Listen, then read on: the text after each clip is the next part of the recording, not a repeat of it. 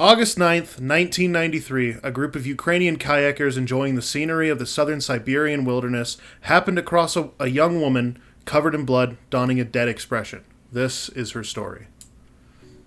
Ooh, wow. That sounds like it's gonna be something. Hi. I'm Vanessa and I'm really tired. I'm fucking tired. It's 1:45 in the 1:50 in the morning while we're recording this. It's 1:50. I was expecting to have this done, at least started by 10:30 and ending by 11, but alas, I have a RuneScaper. Cut that. This is the SplodyNess Podcast, where everything is random, including the times that we do this. I'm with Ft.NotACult, Jeremy Richards, Bootyhead, and this is the segment where we're gonna talk about creepy shit. We're gonna talk about really cool creepy shit, and sometimes it's gonna be so creepy that you're gonna be like, ew, what the fuck am I watching or looking at? So, also, I have nothing, I don't know anything about this thing that he's about to talk about. The whole point of this segment is basically to talk about stuff that Nessie has never heard of and scare her socks off. And today we're talking about the Khamar Daban incident that happened in Russia in the Siberian wilderness of the Khamar-Daban mountain range. Russia. The Soviet Union. This actually happened after the Soviet Union, but it's a lot like the Dyatlov Pass incident, if you've heard of that. I have heard about SCP stuff. Alright, well, this is not that. I heard a little bit about Russia through Stranger Things. Ah! Yeah, they had a Demogorgon, and it ate people's faces. It did do that. And then Hopper killed it with a sword. Spoiler warning. That season's been out for fucking years. If you need a spoiler warning for that, catch up on the show, alright? Side note. This is called the SplodyNess Podcast, which means you will be hearing anything random and everything random. I think you said that. Oh well. Alright, let's get into it. So like I said, she was found on August 9th, 1993. 7 days prior to that, her and her team of 6 other people, ages ranging from 15 to 41, with the youngest being, what was his name? Timur, I'm sorry, by the way, I'm going to butcher these names. It's not going to be good. I don't like Russian names. I butcher people's names all the time, it's okay. This guy, okay, so his name, the youngest name was Timur Bapanov. So... Bapanov. Bapanov. Bapanov. Bapanov. Bapanov. Bapanov. Yeah. And so the group of hikers consist of Timur Bapanov, age 15, Victoria Zalasova, age 16, Denis Zhvakin, age 19, Alexander Krysin, age 23, Tatiana Filipenko, age 24, and their group was helmed by Lyudmila Korovina, age 41. They went to go embark on this hiking trip in good spirits because the weatherman had said that it was supposed to be sunny. This was the middle of summer, and it was supposed to be great weather to go hiking on the Khamar-Daban mountain range. This is not considered a dangerous place to hike. As a matter of fact, it is a massive tourist attraction. A lot of people from Russia and the surrounding areas tend to come and hike the Khamar-Daban mountains, and now even more so because of this incident, but before this, it was just a great place to go experience a lot of really pretty nature. I like nature. I like nature. It's really pretty. It's not as pretty when this stuff happens. This is rough. Anyways, So there was, I believe, a total of 4 hiking trips, including this one. One of them was actually, like being like spearheaded by the daughter of Ludmilla, who is the one who is at the helm of our current story. And they were supposed to meet up the next day at a rendezvous point later on, but as it happened during this hiking trip, which, by the way, even though they were relatively young, every single one of them was an experienced hiker. But as it happened, the weather report was as far off as it could possibly fucking be. And it started just pouring rain. Like ice cold fucking rain, not too long into their trip. Why, you'd think, I understand that, you're an experienced hiker, but, like, put it off to the next day. Right, like it's not, you don't have to go then. I know you guys took a long trip to get there. Put it off one more day. It's pissing rain. It's all ice cold rain. And then as they're trekking up the mountain, not only does the rain shift to snow, but it's this thick, heavy, just caked everywhere. Horrible snowstorm. It forces them to veer off course, and they have to try to go. So their original plan was to go up the mountain, and now they're trying to have to veer around. And they're on the face of this cliff, right? And on this cliff, there's this little landing. It's like a little ledge, and that's where they set up camp for the night, which is very questionable because, oh God, what's her name? Ludmilla, she is a very experienced outdoors woman. She is incredibly intelligent. She was world-renowned for her skill. And people still question this to this day because 100 meters away, maybe a 20 minutes hike, 30 minutes hike because of how bad the weather was, there was a cabin big enough to fit all of them. But instead of going to this cabin, they set up camp on this cliff face and they just waited through the night through this storm. Right, it doesn't make much sense to me. Well, I mean, unless it got so bad that, like, I know that weather, especially if it was in the middle of summer and weather that changes that fast, I'm sure that, when, I know with the human brain, when you tend to, like, get scared, you tend to not use brain well. Yeah, you make very rash decisions, and they had been hiking for a really long time at this point, and I imagine that everyone was just probably fucking tired. Like I said, the main theory is that her map was wrong, and they were not where she thought she was. So she thought that they were a lot farther from the cabin, and that's what I like to believe is that. That's just what she thought, was that she was just a lot farther than she actually was. She was maybe 20 minutes from salvation. Well, they camp out overnight, and when they wake up, they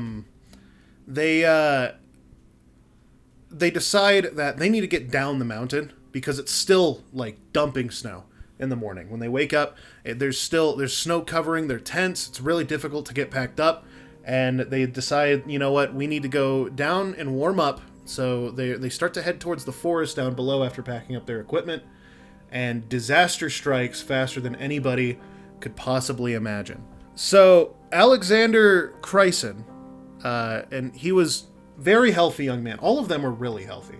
He's I believe the 23-year-old. He was seen as like the strongest of the group. He was the one that if someone needed to be dragged, he would be the one to drag them.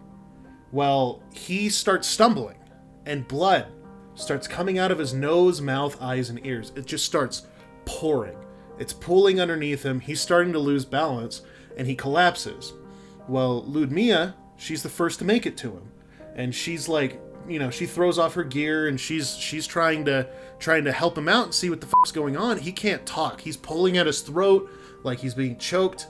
And she's like, you guys get down the fucking mountain, go find help. I'm gonna stay with him, and we'll sort this out. Hopefully we'll be good, right? So they start booking it down the mountain, and they hear Ludmilla start screaming.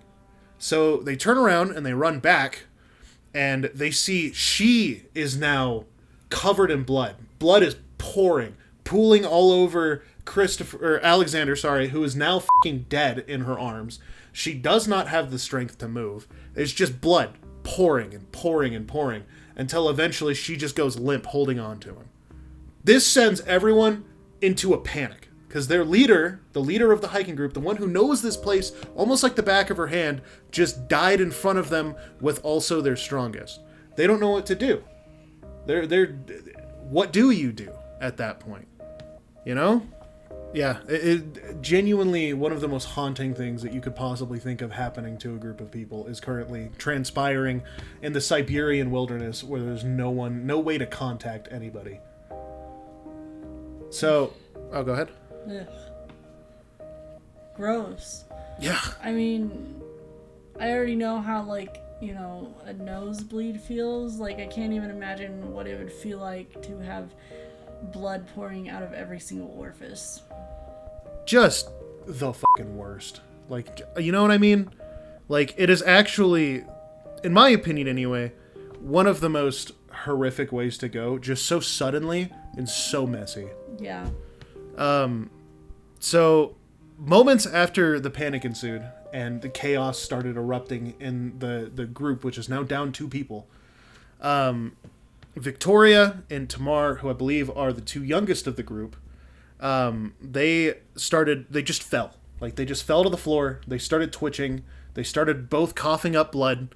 Blood started pooling around them.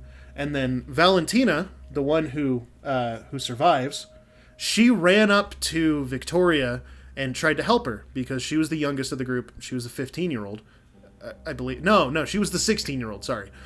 She ran up to Victoria and tried to help. And Victoria, almost like a rabid animal, attacked her. She, like, ripped into her skin with her mouth. She just tore into her with her teeth. And so Valentina instinctively backs the fuck up.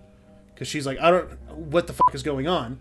And they start twitching, and they're screaming, and they're grabbing at their throats, and they're ripping their clothes off, and like something's attacking them, and then they both just fall limp. So now we're down 4 people in this 7-person group. Absolutely terrifying stuff. No one knows what's going on. It's just sheer chaos on the mountain. At this point, Dennis, he turns around and just runs. He books it. He hides behind a rock, and what can you do but start praying? It's just sheer horror on the mountain. The blood, or like the snow is red. Tatiana starts freaking out and screaming and like ripping and clawing at her throat. Like she's breathing in something that's like, or somebody's like choking her and she's trying to rip the hand off. And she starts ripping at her clothes and tearing all of her warm clothes off. Remember, that's like a little bit below freezing and there's snow just everywhere. And she's ripping her clothes off. I don't know if you know what that's called, do you? Where you get so cold that you start pulling your clothes off. It's called paradoxical undressing, and it's where you start to get freezer burn, basically, and your body tells you you're on fire, so you start pulling your clothes off because you think that you're overheating. Yeah, a lot of people like on like Mount Everest and shit die from it because they feel like they're getting so warm they start pulling their clothes off. So they experienced immediate onset paradoxical undressing while they're bleeding out of every orifice and they feel like something is ripping their throat out. And so Tatiana, she looks over and in a very like dazed and desperate decision, she decides to end her own life by violently slamming her head against a rock repeatedly. So she crawls over to a rock, blood pooling out of her, and just starts hitting her head against it until she goes limp. All of this happens in the span of like 5 minutes, by the way. This is like just sheer chaos all across the board. So at this point we're down to what's his name? Dennis and Valentina. Hold on. Yeah. Dennis Vakin and Valentina are the last 2 that are alive at this point.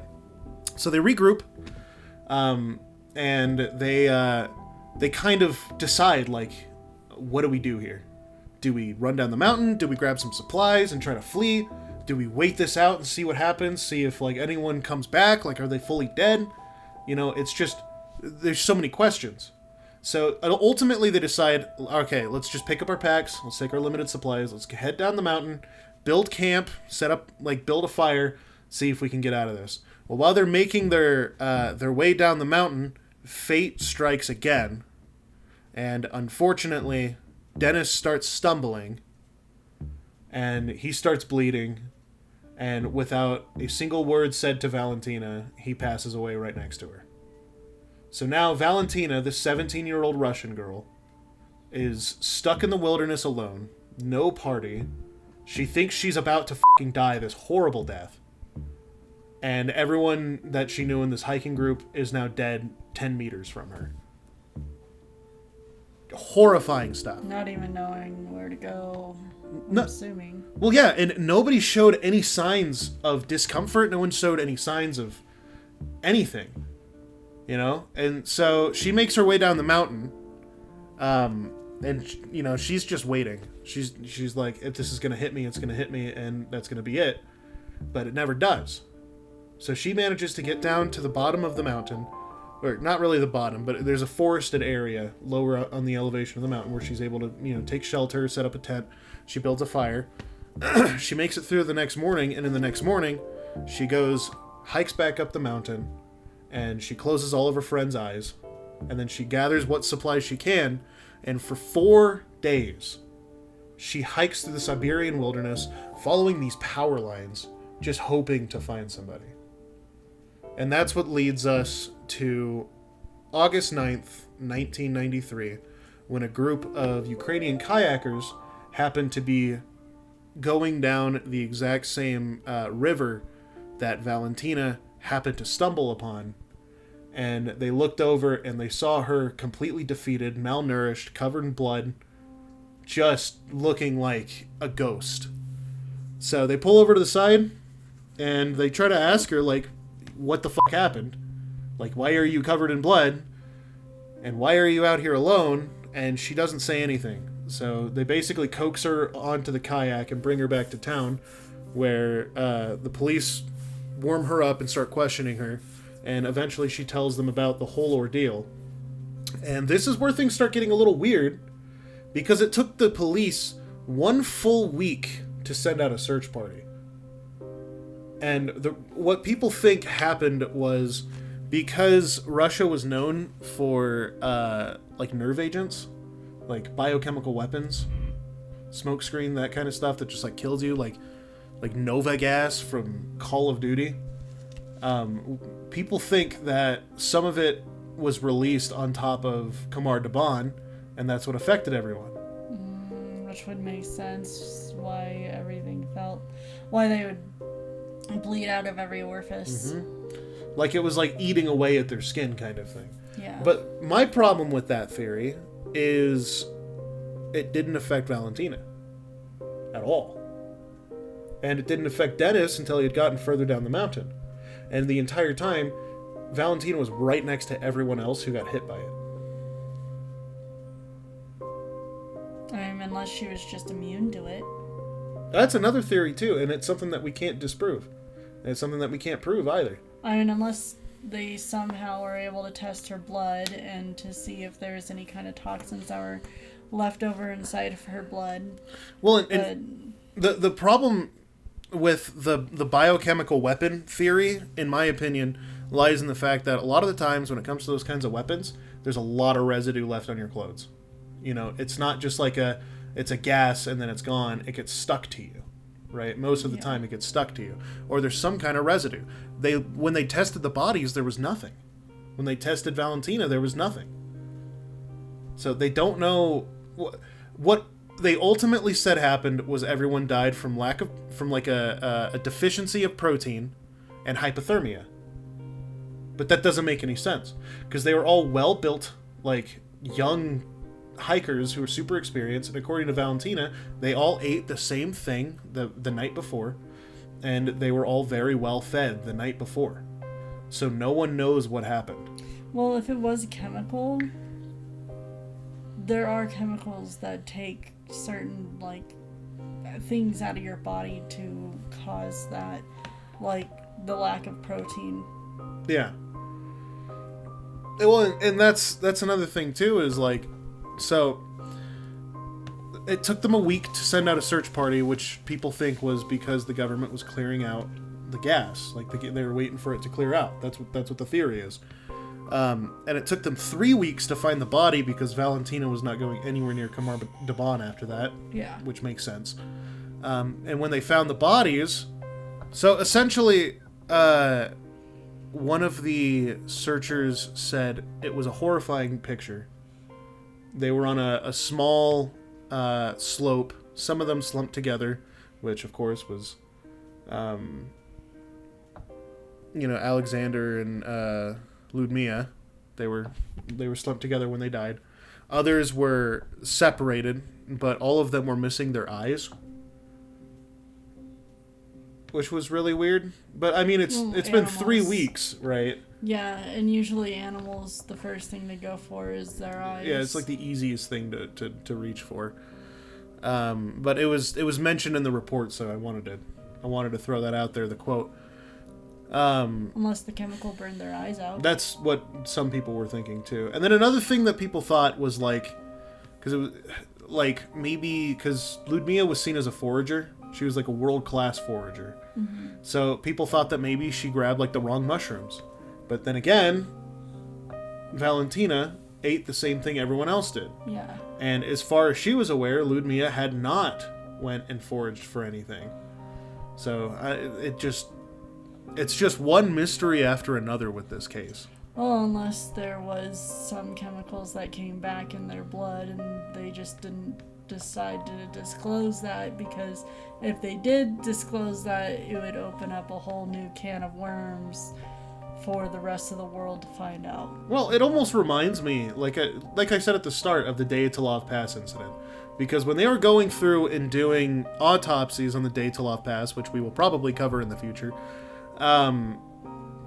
the people who were who had like radiation on them, when they went to go do the autopsies, the government stopped them and said either say it was hypothermia or a strong force. And so they went with a strong force, killed the people in Dyatlov Pass, which is really open-ended and incredibly fucking mysterious. What does that mean? A strong force killed the people in Dyatlov Pass. So in a way that would make sense, because especially if they were trying to hush it and being like, oh, it's either hypothermia or a strong force. Yeah. And funny enough, these people also died of hypothermia. Well, and you know what's crazy? The Khamar Daban mountain range is not far from Dyatlov Pass. They are, like, in the same jurisdiction, essentially. Oh, so it could have definitely been possible if there was some kind of chemical that was there that they ended up... Well, the problem there lies the timeline, because Dyatlov Pass happened in the 60s during the Soviet Union, and Khamar Daban happened in the 90s after the Soviet Union fell. Just because the Soviet Union fell doesn't necessarily mean that they're not... I don't know. I don't know much about Russia. I don't know, but what I do know is that they do fucking crazy shit all the fucking time, and It's like, I don't know. I think that the crazy stuff, it wouldn't surprise me even if the Soviet Union... Like the KGB was still secretly there type shit? Yes. Well, and another problem that I have with it, though, is the Khamar Daban mountain range, like I mentioned before, is a massive tourist attraction and a place where a lot of locals go and hike. So it would not make sense, in my opinion, for them to drop like a nerve gas bomb or something on a location where they know that their own people are going to be. A lot of their own people. Because here's another thing, too. Out of the 4 hiking groups that hiked that mountain that day, the only team that was struck, granted they were all in different parts of the different trails, but the only team struck with this affliction, this ailment, was Ludmilla's team. Well, you know what could also be said about that? You said that the other 2 groups, they didn't go down the same exact pass. No, yeah, they were gonna meet up, her and her daughter's group, but they were all on the same mountain. It's just they took different trails. But that's the problem, though, because that leaves holes. That leaves holes because that means they didn't go down the same path, which means that path that they went down could have had whatever the was in the air, and those other people who went up that mountain took different trails. Yeah. They didn't walk into that stuff because they didn't walk on that trail. That could be true, and I don't know how the trails are set up, but my problem with that theory is that if it was, like, a dangerous, deadly chemical, right, like we think it might be, yeah, those chemicals, 9 times out of 10, are heavier than air, right? They have to be. And so if they're going to blow off the side of a mountain, you would think another hiking group would end up, unfortunately, coming in contact with it at a lower elevation where it is now careening down the side of the mountain. But that never happened. And it could be that it just never lined up. That really could also be the case. But usually in these kinds of cases where you see like nerve agents being used in testing grounds, you see a lot of dead animals too. Was there any dead animals around? No. Oh. Or not that was... At least that was disclosed. Right, exactly. Yeah. Because, I mean... The Russian government hiding stuff? They would never. Yeah, so... Yeah, when it comes down to that kind of stuff, I mean, you never really know. But that was a very interesting... I think I've heard that before. I mean, it could have been the Dyatlov Pass. The Dyatlov Pass incident is the more famous of the two, but they are both very similar. Yeah. That one involves a lot more mysticism, though, because there's like, they found like a picture with like, it looked like a Yeti almost, just like the silhouette of a Yeti up on the ridge.